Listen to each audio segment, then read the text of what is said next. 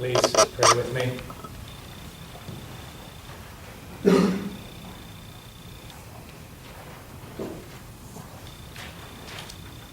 May these words that I speak be grounded in my soul, encouraged by the God presence in me, and may these words that you hear be captured somehow by your soul, enlivened by the God presence in you.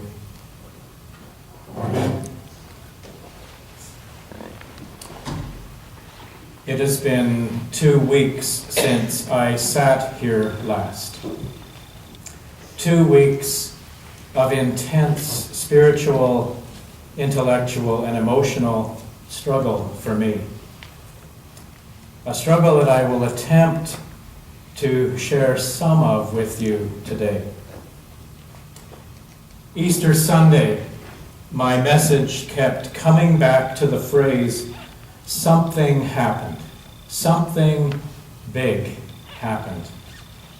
In trying to capture the magnitude of the crucifixion and resurrection experience for those early followers. On Easter, I didn't resolve or solve this mystery. But as my 6 days of silent retreat began, those words lingered. Something happened. And it was in the silence that something happened to me.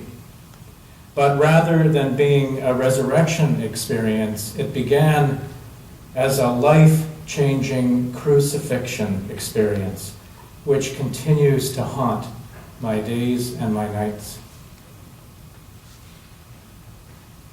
Somewhere in the midst of silent contemplation, somewhere in the midst of reading Peter Rollins, a radical theologian, Peter Rollins' trilogy, and somewhere in the midst of meditating on my work and ministry, I found myself plummeting from a cliff into a deep valley of grief, anguish, even despair. It was crucifixion, or at least witness to a crucifixion, emotionally, intellectually, and spiritually. I experienced in those moments the pain of deep, deep loss. I experienced being completely alone, and I experienced a deep separation from the world and from God as I knew it. Peter Rollins' exploration of the Good Friday story became a catalyst, pushing me deeper and deeper into a place of uncertainty. And I discovered that although I had accepted with my mind, many, many, many years ago, accepted with my mind the notion of God as an object, the notion of God as a being out there was complete fiction, I had not been able to loose myself from this image in my heart and my soul. Somehow I still needed that God out there as a kind of security blanket to help me deal with the very human anxiety that nothing is in charge of this vast universe, let alone in charge of my life. And further, that life has no meaning if there is not a being God that is in charge. But what came to me is that the truth of the crucifixion story, once I was willing to let go of my security blanket, even for just a moment, was that it is the story of the death of God as a sacred object, the death of God as a being in the sky out there.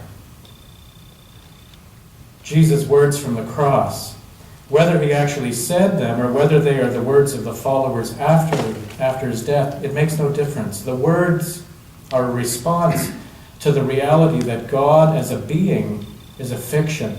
My God, why have you forsaken me? The God that would save Jesus from the cross, the God that would save someone from cancer or save someone from a traffic accident, or a family conflict, or joblessness, or hunger, or war, or any other calamity is a fiction.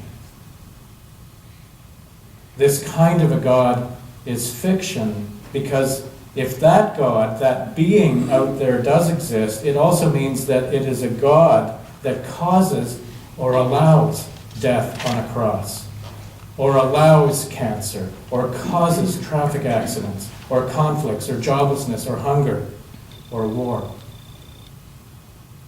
In the words of Mark, from the mouth of Jesus, it is finished. Acknowledges the death of God as a being that is separate from us and in control. And if the words aren't enough, we need only look at what does happen in the story, in that crucifixion story concerning God. The temple curtain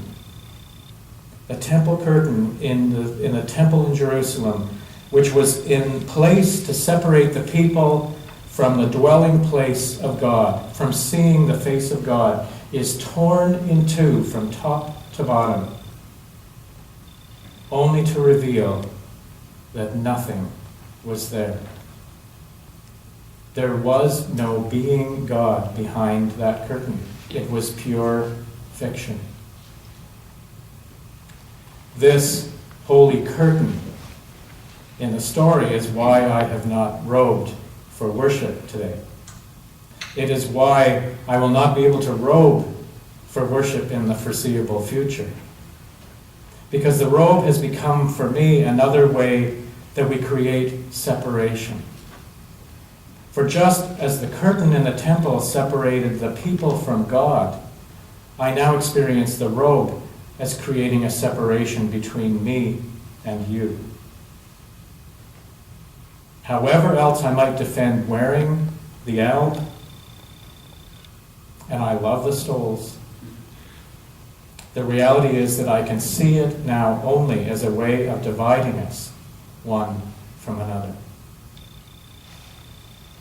Human beings, every one of us, are hardwired to want certainty and satisfaction, which then becomes the primary operating system for every religion, every government, and every corporation as they attempt to profit from our want. We want God to be out there, believing that gives meaning and purpose to our lives and the world. We spend our lifetime believing in certainty and striving to be satisfied. But in Jesus' life and in his death, we discover that the Father or Mother God, the God out there as a being, is dead and powerless. Jesus' message, if we really look, breaks through our human pursuit of certainty and satisfaction. Jesus' message breaks through our sense of being separate from God and from each other. Jesus' message breaks through our lifetime of fears that haunt us like ghosts. How does he do this? How does he, this simple, ordinary man, break through in his life to show us a different way? It's love, my friends. Simply love. Belief in any form will never satisfy. Pursuit of any sacred object, like money or success or even a being God, will never satisfy. To become like Jesus, to become Christ, is to let go of certainty and just accept the fact that nothing is certain. It is to let go of the relentless pursuit to find satisfaction and accept that we will never be satisfied. And that's okay. And if you need proof, you just have to look at anyone who has achieved success and more money than they can spend, and they are still not satisfied. To become like Jesus is to love more deeply, which, believe it or not, becomes exponentially more easy when we finally accept uncertainty, when we finally accept the reality that we will never be satisfied. It's a human condition. Like Jesus, instead of believing God is love, we need to come and see. Come and see, as he said to people over and over again, come and see that love is God. The something big that happened in the Easter story was not about a physical resurrection. The something big that happened was not about Jesus becoming God in a way that he too was separate from us. The something big that happened was the end of God as out there and separate from, and the revelation of a new way of experiencing God in the very human practice of love. The practice of love the disciples witnessed in Jesus becomes the practice of love in their own lives, in their own communities, and in the world.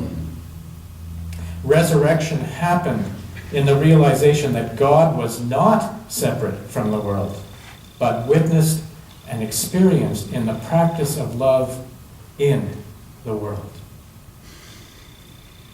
Peter Rollins says this in his book titled Insurrection, beautifully subtitled, "To believe is human, to doubt divine." And he says this: when God is treated as an object we love, then we always experience a distance between ourselves and the ultimate source of happiness and meaning. But when God is found in love itself, then the very act of loving brings us into immediate relationship with the deepest truth of all. God no longer pulls on us as something out there. Rather, God is a presence that is manifest in our very midst. Here, meaning is not found in turning away from the world, but in fully embracing it through the act of love. And he goes on to say, God is the name we give to the way of living in which we experience the world as worthy of living for, fighting for, and dying for. This Wednesday is Earth Day. It seems to me that our planet currently hangs on the cross, crucified by human-driven environmental and humanitarian crises of never-seen-before proportion. Waiting for a God out there to do something about this will accomplish exactly nothing. The planet will die, just like Jesus died. Resurrection, once again, is up to us. Jesus learned to love his world with its own share of crises. And in loving the world, he found peace. His words to the followers in the reading May shared this morning were, "Peace be with you." I find myself needing that peace as I continue to live with my days and nights haunted by the death of one kind of God and the impact this will have on my life and work with all of you whom I love so much. I also find myself needing that peace as I see the beginning of young and very fragile new shoots of a new God that is being born in me. My hope is that we might continue to strive to be a community of peace, a place where we can speak our truth without fear, a place where we can be our authentic selves, free of the masks that make us what others expect, a place where every one of us practices and experiences love. We, too, can find peace in the practice of loving each other and loving our world. That is the act of being Christ. For I am certain, in the midst of all the uncertainty, that love is God. Amen.